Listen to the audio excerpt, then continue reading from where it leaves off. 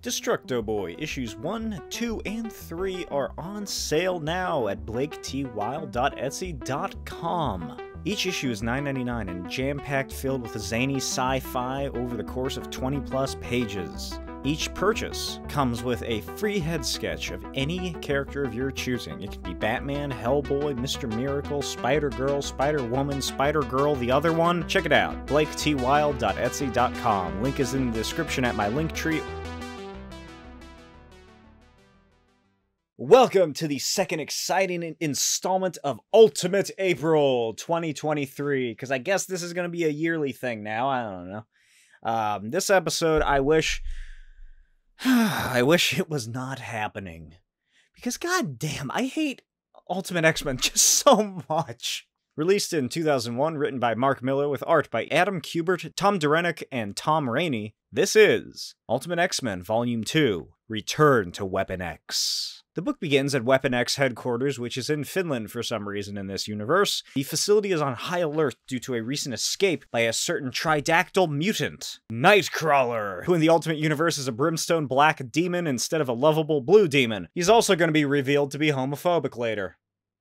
Anyway, Nightcrawler guns down these Weapon X soldiers, steals a snowmobile, and is chased to the edge of a snowy cliff. He ramps off for the precipice and explodes into a teleportation bamf. The soldiers continue tracking him, and he is shot by a tranq dart by Colonel John Wraith, who you might recognize as being played by Will.I.Am in the X-Men Origins movie. That was him. Wraith and the soldiers make their way to Nightcrawler, and Wraith kicks him in the jaw and orders his men to take him back to base and burn the soles of his feet. Then make Nightcrawler watch them torture the girl in the cell next to him. Jesus Christ. Wraith then lights a cigar and complains that discipline has been far too relaxed around here. Then he turns and reveals that Weapon X is a part of S.H.I.E.L.D. It's like a Black Ops counterterrorism division made through S.H.I.E.L.D., kind of like what X-Force becomes in the mainstream Marvel universe, but far worse because it's Ultimate Marvel. Essentially what happens is that S.H.I.E.L.D. and Weapon X kidnap mutants, torture them into subservience, and turn them into living weapons for America. God bless. Cut to an abandoned Weapon X facility in Arizona. Wolverine, with the help of Professor Charles Xavier, has been tracking down Weapon X for the past few months. Xavier wonders if the president was true to his word on shutting down state-funded mutant gitmos, and Wolverine looks at a wall marred with dried blood and graffiti and says there ain't a chance. Sounds a bit familiar, right? Almost like we've seen this exact scenario play out in some sort of feature film. Cut to Tokyo. Cyclops, Storm, and Colossus are interviewed on a talk show. Colossus explains that they're here in Japan to highlight the plight of genetic prisoners in China and South Korea. Then they start discussing Professor X and his school for gifted youngsters. And Colossus goes into the fact that mutants are just humans with an activated X-Factor gene. After the show, the trio leave and are met by a giant crowd of fans. As they sign autographs, Nightcrawler and another make their way through the crowd. Gee whiz, I wonder who this is, taking off their glove. Colossus is touched by a feminine hand, and then Cyclops beams them up into the Blackbird, and they take off. Sometime later, Cyclops and Wolverine break into a Russian mobster's safe house, and doesn't this prostitute look like a Frank Miller drawing? This is totally a Frank Miller swipe, right? Just look at it. The pose and the super arched back, the hard lines, the overall shape just screams Frank Miller. The example I can think of, and really the only one I found, is from Holy Terror, but I guarantee Miller has done this in other books too. Anyway, Wolverine and Cyclops are here to tell this Russian mobster to leave Peter Rasputin alone. Wolverine lights his cigar and slices the boss's gun in pieces and suggests that they renegotiate Peter's contract with the Russian mob. Later, Wolverine and Cyclops sit in traffic, and Wolverine is wearing an American flag bandana, which I can only assume he stole from that Russian guy. And Cyclops says that Professor X isn't going to be happy about them using their powers to push around ordinary people. Wolverine tells him he doesn't give a shit. All they did was cut a loose end that would have otherwise been a problem for him. Cyclops asks why Logan is moving on again, and Logan goes into telling Scott that he doesn't like that the X-Men don't understandably trust him, and he doesn't want to get attached to Professor X's school and dreams of mutant-human peace. Elsewhere in New York, Storm and Hank go on a picnic date, and later Bobby Drake returns from his brief vacation with his family, and Xavier telepathically radios into Jean that he returned with a problem. Turns out Bobby found himself a girlfriend when he was gone, and, well, he just about told her everything about the X-Men. So you can only imagine what Xavier's gonna do. He suggests erasing the entire conversation from both the kids' minds, but is worried about the ethics. Wow, I did not see that coming. I figured he'd just do it. If I could snap, I would. Maybe I'll add a sound effect. Wow, I did not see that coming. I figured he'd just do it. If I could snap, I would. Maybe I'll add a sound effect. Snap. Jean sternly says that Bobby knew what he was doing and that they need to protect themselves. So Charles wipes Bobby's mind and the girls. Okay, but, like, why even bother asking? Like, you know, this is clearly a situation where he knew how Jean would answer. So, did he just want to justify it by having someone else agree with him? Did he want the, like, a scapegoat of Jean in case Bobby found out or something? Be like, well, Jean told me to do it. Later that night, Bobby and Colossus hit the gym as the others eat some dinner, unaware of the soldiers making their way around the school. Then the power goes out, and the mansion is assaulted. Definitely feel like I've seen this in a feature film somewhere. You know, I'm starting to think movie studios have always just stolen from comic books. Ah, that's crazy talk. I'm sure it's just a coincidence that this came out about 3 years before X2, X-Men United. In upstate New York, the ultimate version of Juggernaut looks like this, and he has captured Beast? Sabretooth walks into the house as Storm slowly lifts herself up and prepares to bash her head in when Beast attacks him. Oh, okay, so I guess this other black-haired giant man was Colossus, who left the manor to go to a gas station at that same place that Beast and Storm were at, but we didn't see that happen. And there's that billboard of Spider-Man, the Got Milk Spider-Man billboard ad, signifying it's around the same area. Huh.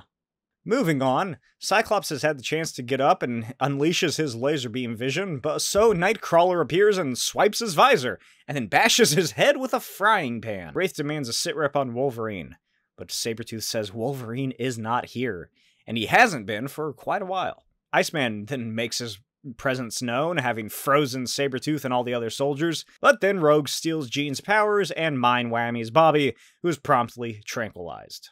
They remove the mutants from the manor and promptly light it ablaze. Oh, hey, look, the mansion's destroyed.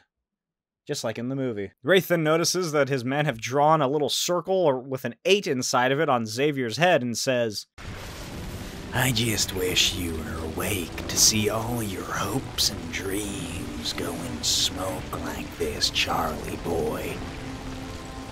All that fancy talk about human-mutant integration, how you've got the president on your side. There's a war going on out there, and your boys and girls just joined the competition.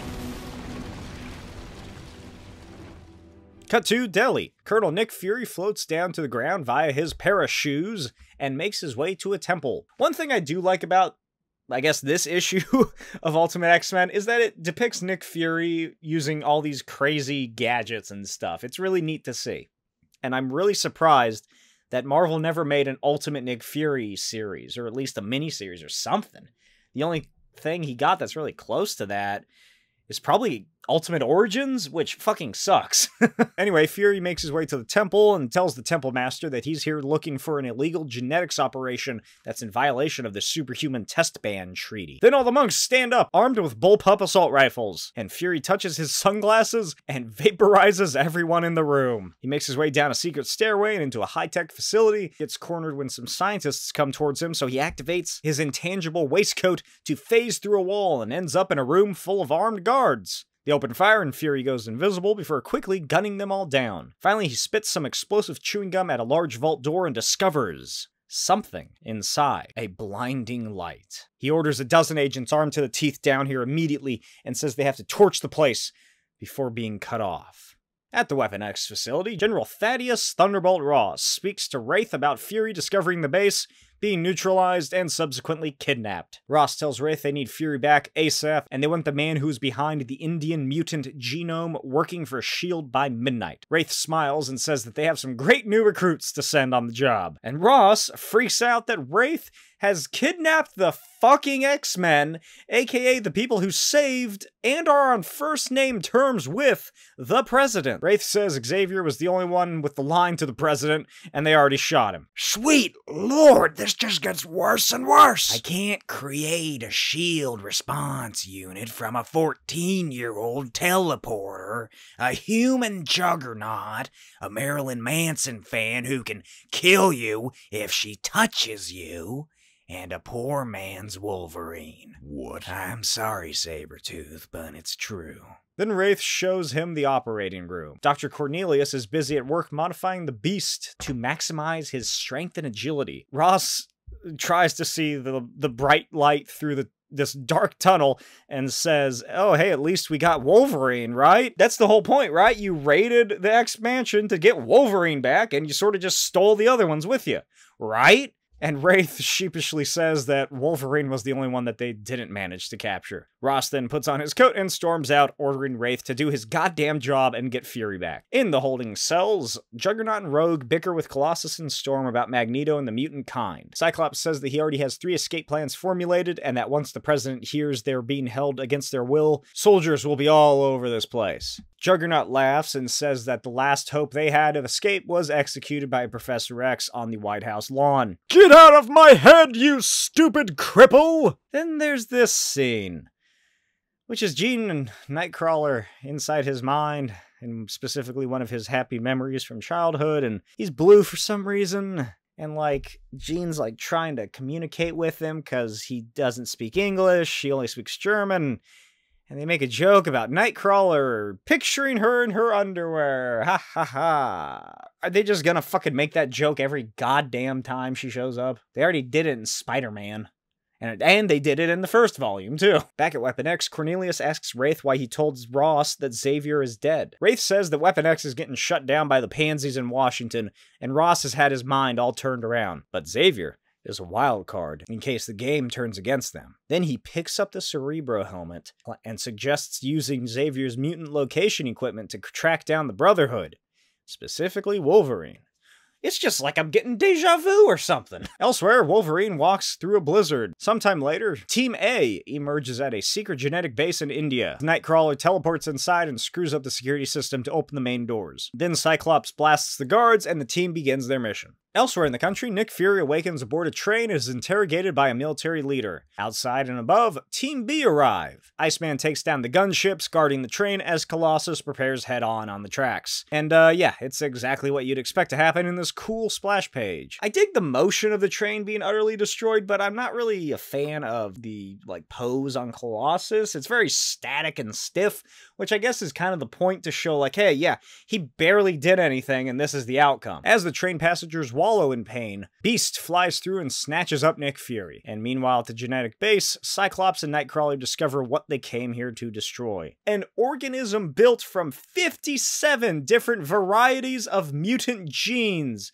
that is currently in its incubation stage. Cyclops has second thoughts about killing something with a pulse, and Wraith yells and says that the creature has 22 hearts, no brain waves, and is no more human than Cyclops or Nightcrawler, and orders him to pull that goddamn plug. Then some guards unload on the two, and Nightcrawler knocks Cyclops out of the way. Unfortunately, this awakens the creature. Cyclops and Nightcrawler yell at each other because Scott only speaks English and Nightcrawler does not, and they simultaneously teleport and detonate the bomb, killing the monster and destroying half of the base. Elsewhere, Storm and Jean attempt to entice the lead scientist into coming with them peacefully and work for S.H.I.E.L.D., but Wraith radios in to inform them that the plan has changed. You see, the doc's resume isn't quite what they're looking for anymore, and he orders Jean to kill him. Jean says that she won't kill, and Wraith explains that they have something to give her that little push in the right direction. Nightcrawler and Cyclops appear, and Scott immediately topples over in pain. I think I forgot to mention it earlier, Weapon X have, Suicide Squad bombs in their brains. Wraith tells Marvel Girl that she has 15 seconds to make her choice. The boy she flirts with, or a stranger willing to kill children. And that's what we call Irony. Scott cries out for her to not listen to him as the scientist begs for his life. Then she pops the man's brain and it spills out all over the floor, and Jean begins to cry. Sometime later, the Weapon X team are returned to their cells. Jean and Scott embrace, and Bobby wonders to Peter if they're going to die here. And Peter tries to comfort him by saying, Imagine you are the most dangerous mutant in the world. You're captured by a group of people who torture and abuse you until your body doesn't feel pain. Their doctors turn you into a walking switchblade, and every memory in your head is incinerated to free up battle plans and murder techniques. Imagine, after years of being treated like an animal, you find people who treat you like a human being. You're happy for the first time in your life. And when you least expect it, those people who turned you into a monster kidnap your new friends. And you know what they're having to go through. I mean this, Bobby. Do you think there is a remote chance Wolverine isn't hunting us down to tear this place apart brick by brick? Remind me to never get dressed up and hit Vegas with you, Colossus. Because we captured Wolverine 6 hours ago. Believe it or not, we found him frozen in a snowdrift and hit him with enough napalm to hold off the Viet Cong. Be honest, how stupid are you feeling right now? Elsewhere in the base, Wraith and Cornelius make their way to the new operation they're beginning. Wraith is sure that Weapon X is back on the rails, but Cornelius isn't so positive. Anyway, they enter the chamber to find a world-class expert in changing people's minds. Charles Xavier, who is hooked up with hundreds of cables and wearing X-briefs? Where did he get those? Are those Weapon X themed or X-Men themed? Flashback time, 11 years prior in Kuwait. Nick Fury and his troop are surrounded by Iraqi soldiers and he radios in for ground and air cover. His commanding officer, Colonel Wraith, says no dice, but then Fury tells them that the adamantium cage got shelled and it's loose. Then the Humvee Fury was taking cover behind is blown up. The Iraqis make their way down and start stripping the convoy of anything they can use. A group investigate the strange cage, unaware of the silhouette emerging behind them in the smoke and fire. Wolverine brutalizes all of the soldiers and then stops and begins sniffing wildly. Then he makes his way to Nick Fury, who had been trying to hold his breath, and Fury tells the Beast that he's not afraid of dying. He just asks that Wolverine kill him below the neck, so his mother can have an easier time identifying the body. What with one of his eyes now missing, and later that night, Wraith is alerted that his men have finally found Wolverine. He's slowly walking towards their base, with Fury on his shoulders. Wolverine collapses into the dirt and Wraith races out and pops a few rounds into him before a medical team arrives to bandage Fury's eye wound and loads him to the infirmary. One night ago, Nick Fury returned to his New York apartment and listens to his voicemail. His AI assistant plays the first message, a voice Fury hasn't heard in years. And back in Finland, Jean speaks to Wolverine. She tells him that after being here for 6 weeks, she understands why he is the way he is. Oh my god, I don't care. I do not care.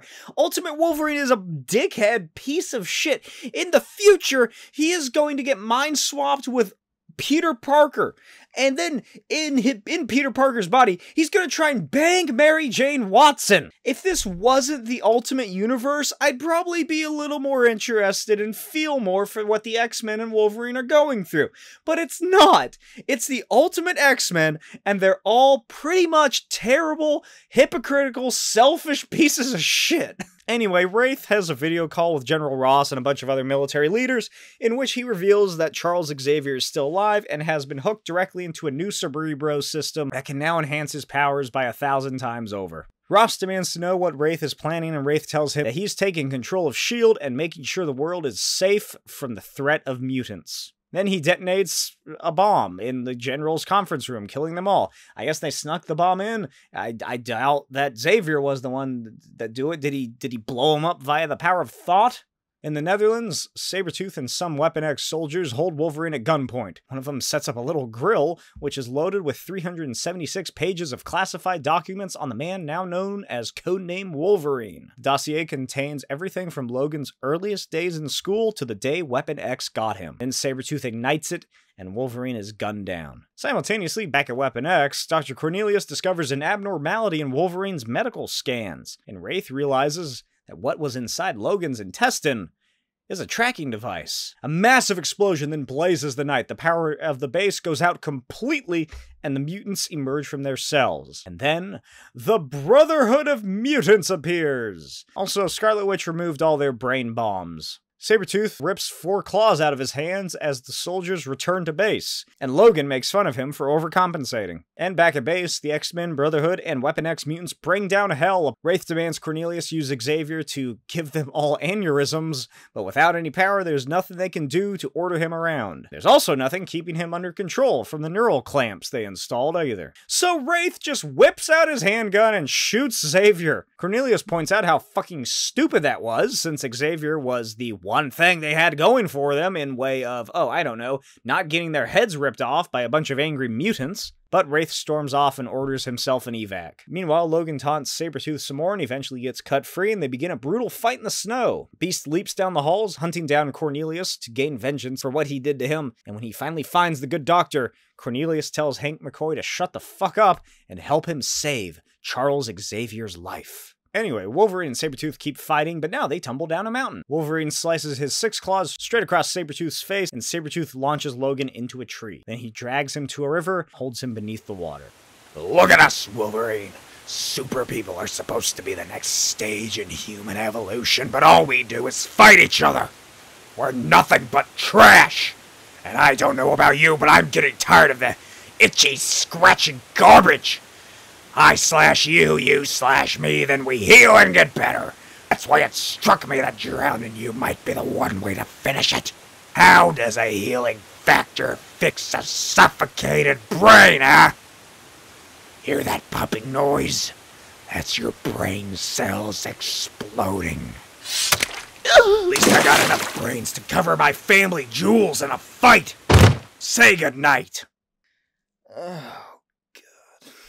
Back at the base, the mutants continue wreaking havoc, and Blob holds on to the helicopter that Wraith was trying to escape in. And you may notice that the art looks a little different here. No, this is not a new issue.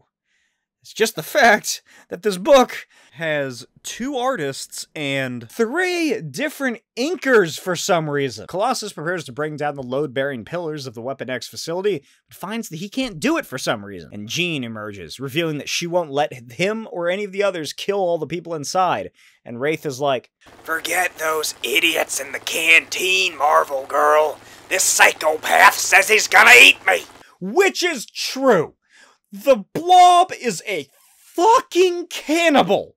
In the few years' time, he is going to devour the corpse of Janet Van Dyne and say it tastes like chicken. Scott asks how she can stop this after what happened to them, and she's like, we call ourselves Homo Superior, remember? Rogue then tries to take her down, but Bobby freezes her hand, and she's like, you fucker, my hand hurts, it's cold. Cyclops loses his bloodlust, which for some reason I wrote in the script as bloodthirst. I don't think that's a word. And thanks Scarlet Witch for helping them escape, but asks the Brotherhood to stand down and let them finish this the X-Men way. In the moment, Wraith is able to escape Blob's clutches, and Storm goes crazy and blows up his chopper. But not before Nightcrawler teleports Wraith out and back to the base. Wraith leaps up and prepares to blast Nightcrawler and the others, but he's gunned down by Nick Fury, who is leading a charge of several hundred S.H.I.E.L.D. soldiers. Fury calms everyone down and tells the mutants that they're all free to go. Scarlet Witch asks why, and then Logan appears and thanks Nick for saving the kids the same way Nick saved him. Sometime later, Professor X is recuperating and tells Jean that he's proud of what she did. They can't kill, especially when they need to act as a catalyst in the human-mutant relations. This is like the briefest moment of kindness that you'll ever see Ultimate Charles Xavier ever exhibit. Jean says that she's disappointed that the Weapon X mutants decided to join the Brotherhood, but Xavier says it's only a matter of time. Hell, They even got Nightcrawler to agree once he returns from Bavaria to join them here with Magneto and the others. And Jean freaks out because Xavier killed Magneto. And Xavier, as he slowly falls asleep under all the medication he's on, tells her that he never said he killed Magneto.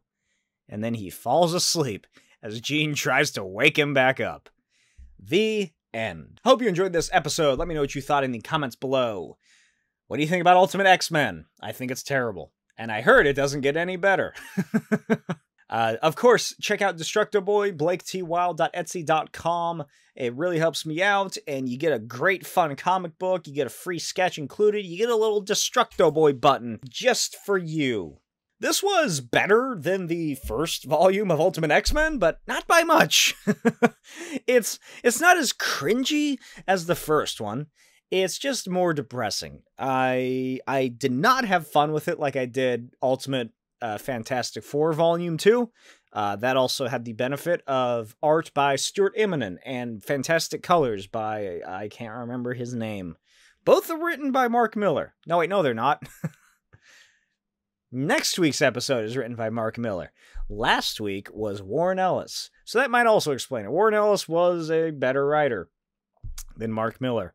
But this is, it's not great. It's very fast-paced and just, rapidly moving from here and there. It's a very quick read. So much happens so quickly, which is Mark Millar's style. It's just go, go, go from right at the beginning. I never realized the parallels of this volume and X2 X-Men United, but it's painfully obvious that this is where they got the idea for the movie from. Instead of the film, it's William Stryker, who's this like military commando guy instead of a priest like he is in the comics. So they just took this John Wraith and renamed him into William Stryker. They kidnap Xavier. There's the whole assault on the mansion. Although in this one, Wolverine's the only one to escape. In the film, it's Bobby, Rogue, maybe, and the kid with the TV powers. I don't remember who the fuck the other kid. No, he gets captured. Who else escapes with him? I can't remember. I need to rewatch that film. It's my favorite X-Men movie. What else happens? Charles Xavier gets like hooked up to some giant machine that they want to use him for. They don't have, like, the weird kid in the wheelchair in this one, but his role in that movie is sort of what Xavier's role is in the book. What else is there? I can't think of anything. What other parallels are there between this storyline and the storyline of X2 X-Men United from 2004, 3-ish? Let me know in the comments. Again, let me know what you thought of this video in the comments below. Leave me any suggestions. Let me know what you want for Ultimate April in the future. And I will see you next week for another installment of Ultimate April, which I am actually looking forward to because I unironically really like this story. Bye!